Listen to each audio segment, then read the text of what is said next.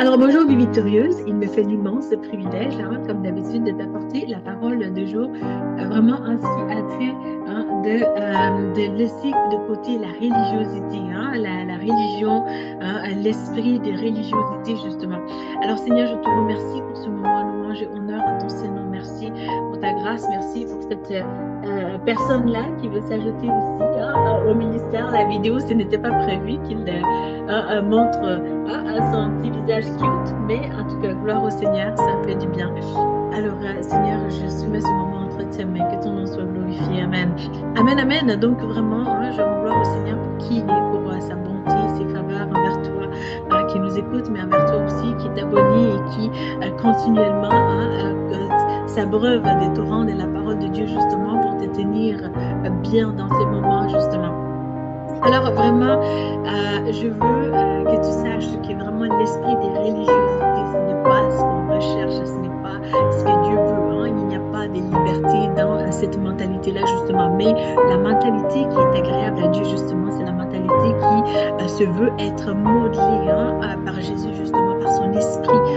L'esprit de Dieu, qui est un esprit de liberté, justement, veut que tu puisses aussi prendre ton envol en lui pour que tu puisses aussi avancer dans ta destinée, mais avec un élan vraiment sans pareil, un élan vraiment d'accomplir de grandes choses, mais dans sa volonté justement. Et aussi, le Seigneur voudrait aussi que toi, tu puisses aussi continuellement te nourrir de la bonne manière, de sa parole, justement, que tu passes du temps avec lui, que tu puisses aussi l'honorer, que tu puisses aussi vivre une vie qui est saine aussi.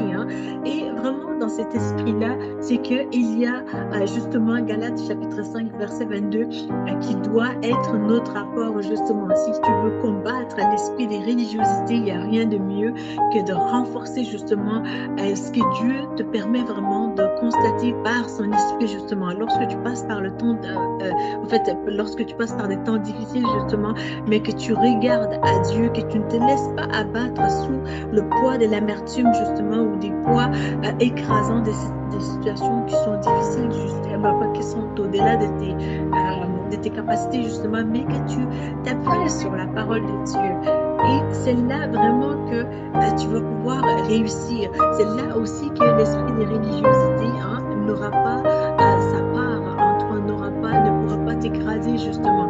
Alors vraiment, Galates chapitre 5, verset 22, on le connaît justement. Attends mon chéri, maman va regarder la Bible.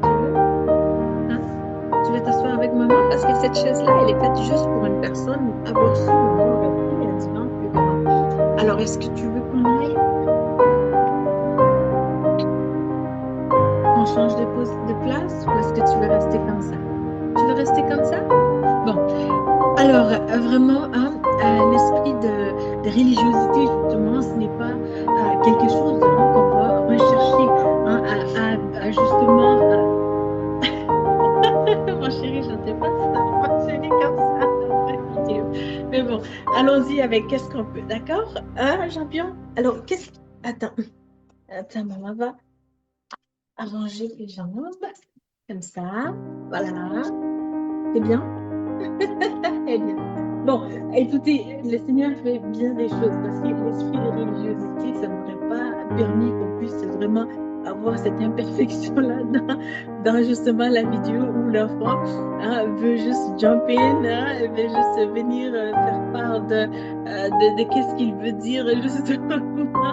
Mais l'esprit de Dieu vraiment nous permet aussi d'être vraiment malléable dans des situations comme ça, mais aussi qu'on puisse aussi grandir, qu'on puisse aussi avoir ce souci-là de vaquer à nos occupations, mais aussi de prendre à cœur des choses plus importantes encore, des choses d'envergure, c'est-à-dire aussi que notre avenir est plus important et aussi la persévérance.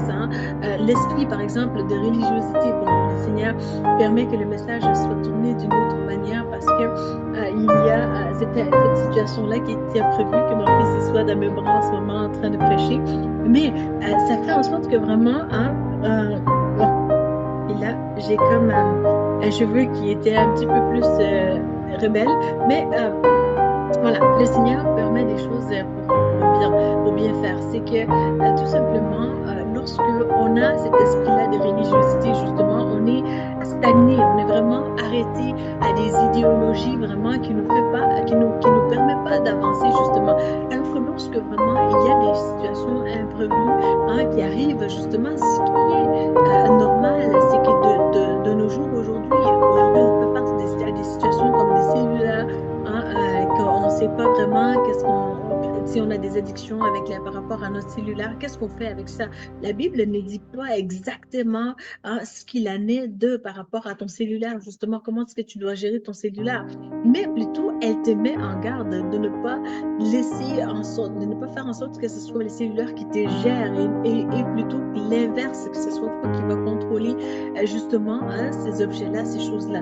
Donc, dans l'imprévisible, dans ce qui n'est pas dans notre agenda justement de jour, comme un peu mon fils en ce moment en fait, il est dans mon agenda de jour, mais dans l'agenda de notre vidéo, ce n'était pas prévu.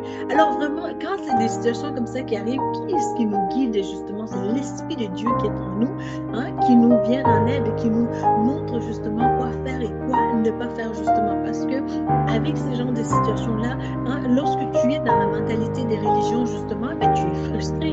Et lorsque tu es frustré, ben, tu risques aussi de perdre vraiment ton élan d'avancement justement et la joie du Seigneur, comme Néhémie chapitre 8, verset 10 nous dit aussi, la joie du Seigneur est notre force. Donc il y a une force extraordinaire dans cette joie-là justement à entretenir. Mais lorsque vraiment tu entretiens l'esprit des religions, justement, tu ne peux pas avoir ce fun-là, vraiment ce plaisir-là de justement être juste malléable entre les mains de Dieu, de se dire, bon, j'ai pas prévu comme ça, mais il a donné que c'est comme ça.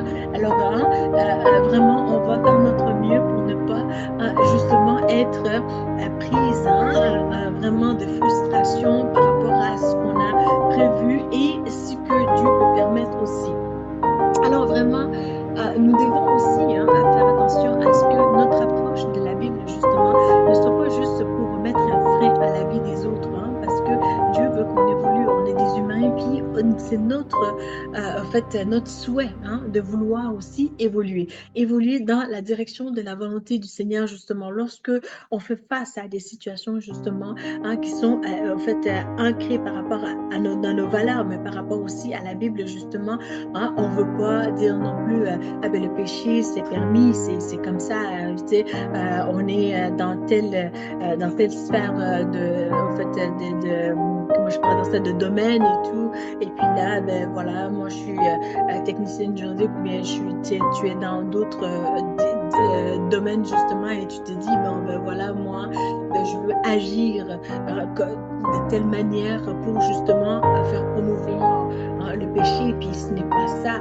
Donc, c'est pas qu'on est chrétien en fonction de notre vocation, notre carrière, mais c'est qu'on est chrétien justement parce qu'on a changé de vie en Christ, justement. Donc, le péché, ce n'est pas quelque chose qu'on fait promouvoir, mais c'est plutôt quelque chose qu'on met en garde pour que les gens sachent justement que les conséquences du péché, c'est la mort, comme la Bible le dit. Puis c'est ce qu'on voit aussi. Ça vient souvent avec la mort de la passion de la personne, justement, des choses que tu aimais faire.